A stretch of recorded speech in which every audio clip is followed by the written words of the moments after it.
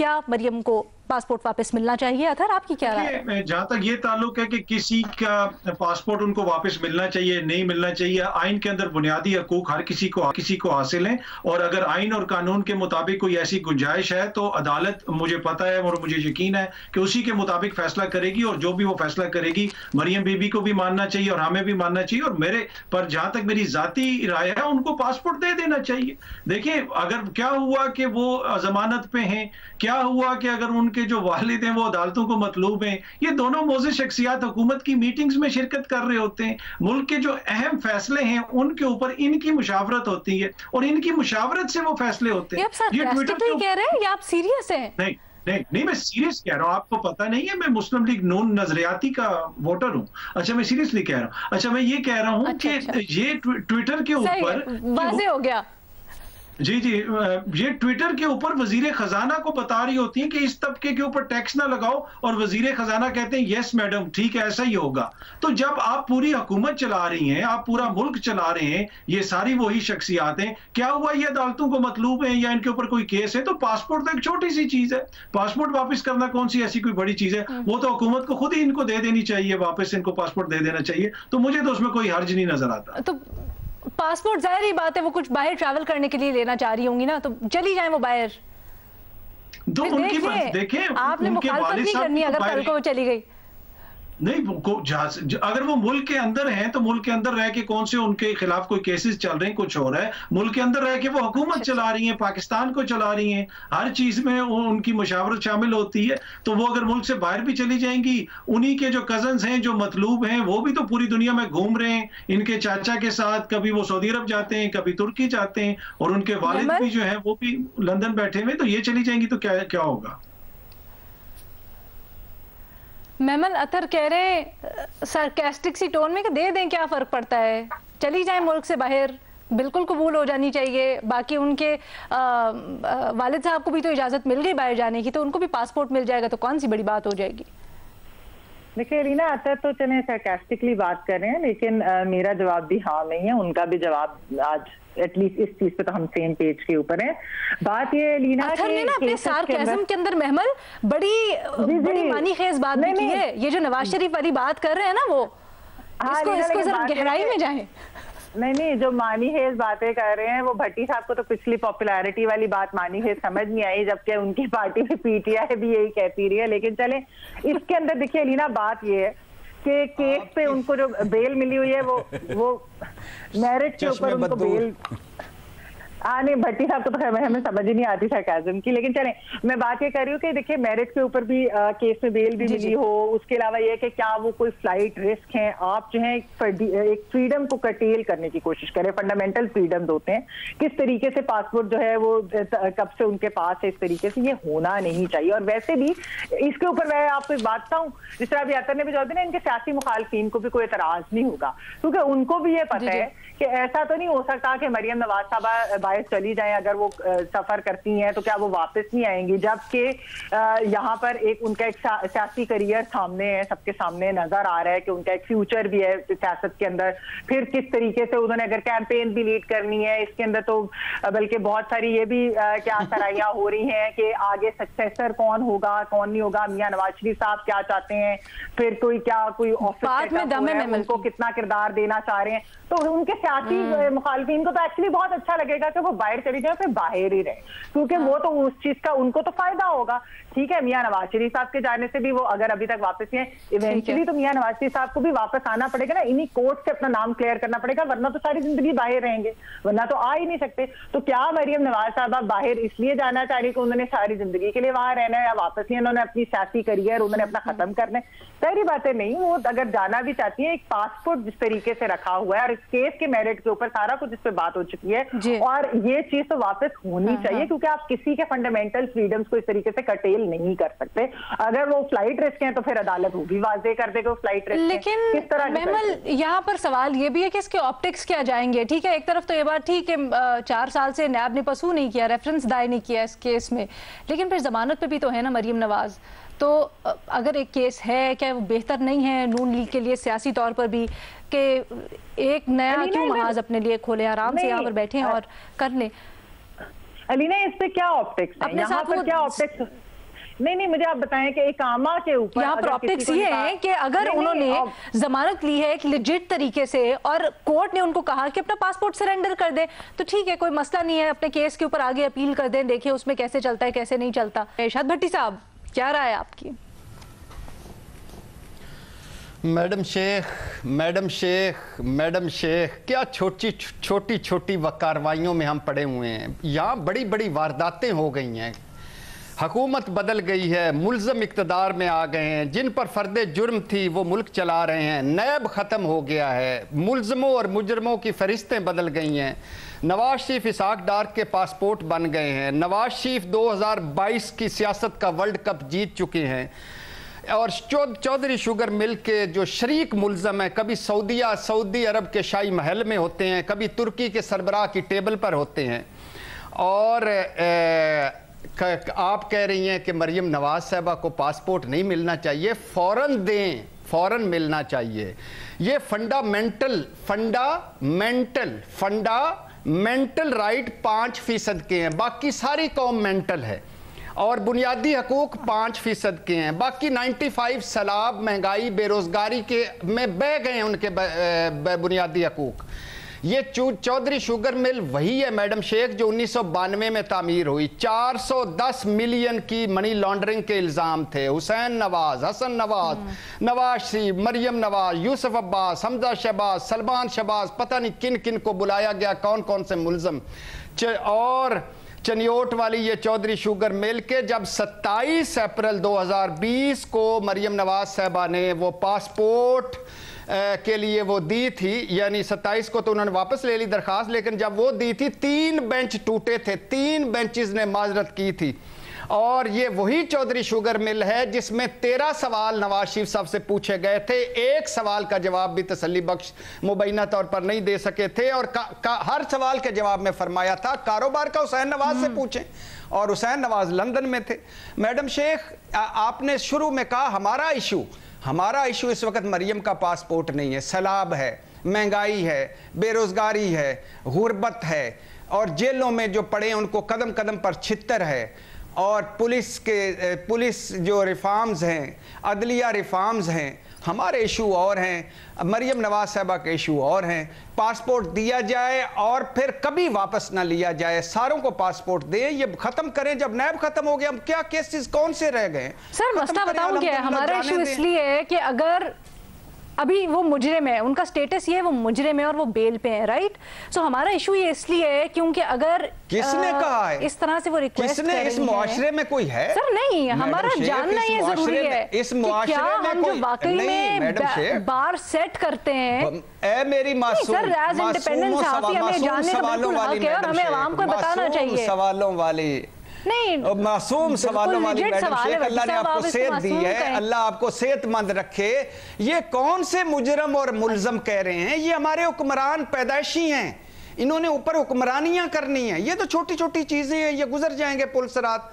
ये हमारे आगे बच्चों के भी हुक्मरान है। इस वक्त है इमरान खान और उसकी पॉपुलैरिटी, उसको खत्म करो। इमरान खान को कहीं नायल शायल करवा के फारग करो ताकि ये 2-3 नस्लें आगे चलें और अल्लाह के और आगे बढ़े।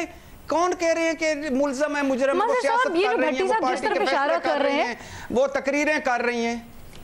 भट्टी साहब एक चीज ऐसे मजे साहब, भट्टी साहब जिस तरफ इशारा कर रहे हैं, जी महमल नहीं अलीना, मैंने कहा कि वो 4 साल के बाद तो अभी तक बावजूद रेफरेंस दायर नहीं हुआ, तो क्या अगर अगले 40 साल भी दायर नहीं हो तो पासपोर्ट नहीं 40 साल और भी दायर नहीं होगा, लगे रहें। 40 साल नहीं दायर होगा।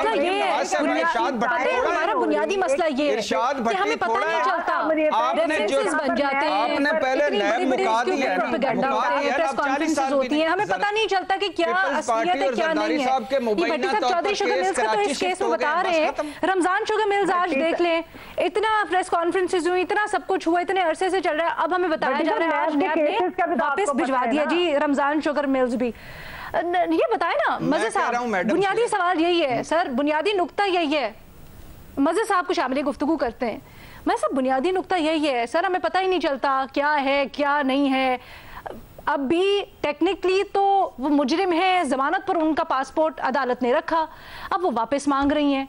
सर किस हैसियत से वापस मिलना चाहिए? टेक्निकली नहीं, वो मुजरिम हैं, वो कन्विक्ट हैं, इसमें टेक्निकल का क्या मसला है? वो कन्विक्ट है, उनकी एक अपील है, उस अपील का फैसला क्यों नहीं हो रहा? टेक्निकली ये है कि हाई कोर्ट को नहीं, क्योंकि फिर मसला ये ना फिर सियासी दरमियान में नैरेटिव भी पूरा का पूरा दरमियान में आ जाता है। आप बिल्कुल सही कह रहे हैं। हाँ, असल चीज ये है कि हाई कोर्ट को डायरेक्शन ये देनी चाहिए, जाहिर है वो तो हाई कोर्ट का अपना उस पर है कि इस केस का फैसला फौरी तौर पे कर लिया जाए, ताकि पासपोर्ट अगर वो बरी ज़िम्मा हो जाती हैं इन तमाम इल्ज़ामात से, तो पासपोर्ट वैसे ही उनको मिल जाएगा। नवाज शरीफ साहब की अपील का फैसला भी फौरन होना चाहिए, मरियम नवाज साहिबा की अपील का फैसला भी फौरन होना चाहिए। नैब से ये वजाहत भी तलब करनी चाहिए कि 4 साल तक रेफरेंस क्यों नहीं फाइल हुआ। बाकी जो मामलात हैं, जिस तरह अथर साहब कह रहे थे, भट्टी साहब कह रहे थे, तो जिस मुल्क में आइन तोड़ने वाले को आइन में तरमीम की इजाजत मिल जाती है और सजा के बजाय उनको बाइज्जत तौर पे रेड कारपेट के जरिए बाहर भेज दिया जाता है, तो उस मुल्क में सब कुछ हो सकता है, सारी चीजें पॉसिबल हो सकती हैं। कन्विक्ट को आपने भेज दिया, फिर पूछा नहीं ना, वो अदालत कभी पूछ रही है पलट के कि भाई वो वापस कब आएंगे, क्यों नहीं आए, कोई मेडिकल रिपोर्ट सबमिट हुई उनकी, वो भी नहीं पूछती अदालत।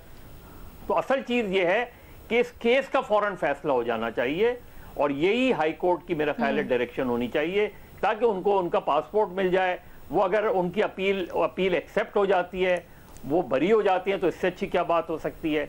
नवाज शरीफ साहब को वापस होने की सर जो ग्राउंड उन्होंने एक तो ठीक है आपने नैब वाली बता दिया, लेकिन ये जो उन्होंने आईनी हुकूक और इंसानी हुकूक की ग्राउंड बनाई है, क्या आपको लगता है इसमें दम है?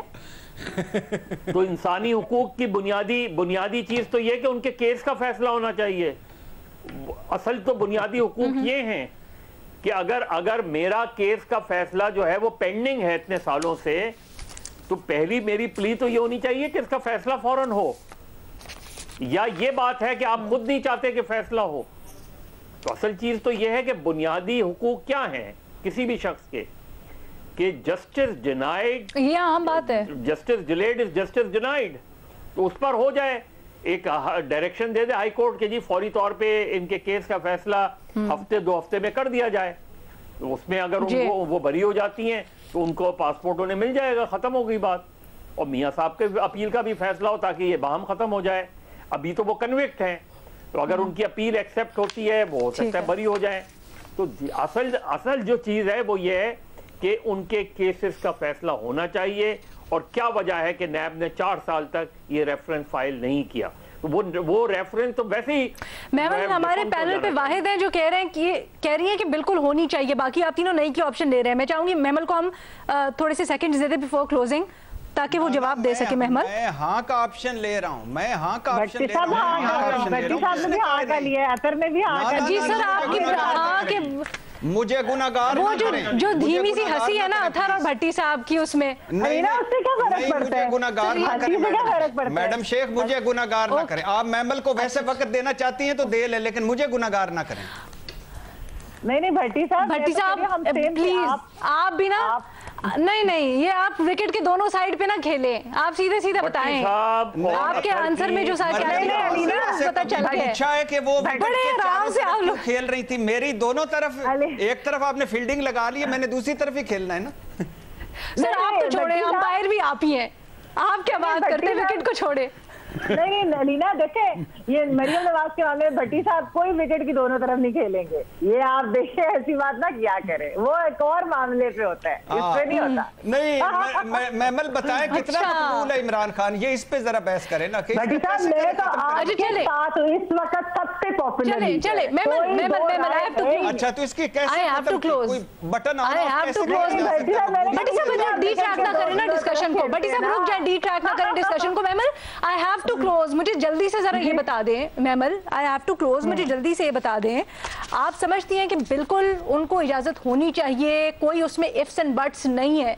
मज़हर साहब ने बड़ी जबरदस्त नुक्ते उठाए हैं और उन्होंने कहा पहले तो अपील में जाए ना, आप किस तरह से फौरन अपना पासपोर्ट मांग रही हैं? अलीना बात ये आप एक कॉन्विक्ट है, जी, उन्होंने एक दरख्वास्त दायर की हुई है, उन्होंने वजहें बताई हैं। आप मुझे खुद बताएं कि यहाँ पर इसी प्रोग्राम में हम कितनी दफा डिस्कस कर चुके हैं कि नैब के अंदर कितने केसेस किस तरीके से पॉलिटिकल विक्टिमाइजेशन के लिए भी बने।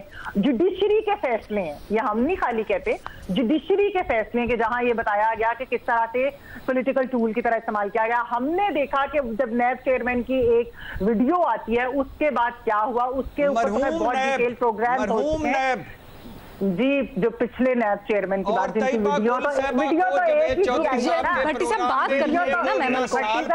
भट्टी साहब पहले भी नैब मरहूम थी, अगर किसी और नैब चेयरमैन, भट्टी साहब पहले भी नैब मरहूम थी।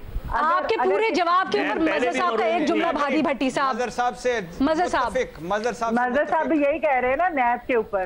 तो नैब को बनाया सर, नैब हमेशा ही से मरूम रही है। सर एक मिनट, महमल मजहर साहब का नुक्ता बिल्कुल अपनी जगह दुरुस्त है। वो ये कह रहे हैं कि अगर केसेस हैं तो पहले वो अपील में जाए ना, पहले वो उनके फैसले आने को वेट करें अपील के। उनको पीएम हाउस में रहने का ना साल याद है ना महीना। ये क्या तरीका हुआ, पासपोर्ट दे दो। भट्टी साहब किसी और को बोलने देना, एक मिनट रुक जाए। भट्टी साहब की तो मुझे बात समझ नहीं आई, सॉरी भट्टी साहब, मुझे आपकी बात की समझ नहीं आई। बात सिंपल सी रही ना, मैंने पहले भी एक सवाल किया कि अगर जो है छोड़ डाला होता है क्योंकि रेफरेंस नहीं 4 साल से दायर हुआ, इस वजह से भी पासपोर्ट कुछ स्लाइट रिस्क है, क्या वजह है? ठीक है ना, वजह तो बताए ना। 40 साल भी मैंने कहा अगर नहीं वो करते तो इसका मतलब आपने 40 साल किसी को पासपोर्ट नहीं उनका वापस देना। नैब तो आपके ऊपर भी केस बना सकती है, मेरे ऊपर भी बना सकती है, भट्टी साहब पे, मजहर साहब, असर सबके ऊपर बना सकती है। हमारे ऊपर रेफरेंस दायर ना करे, हमारे पासपोर्ट लेके बैठ जाए, हम बैठे हो।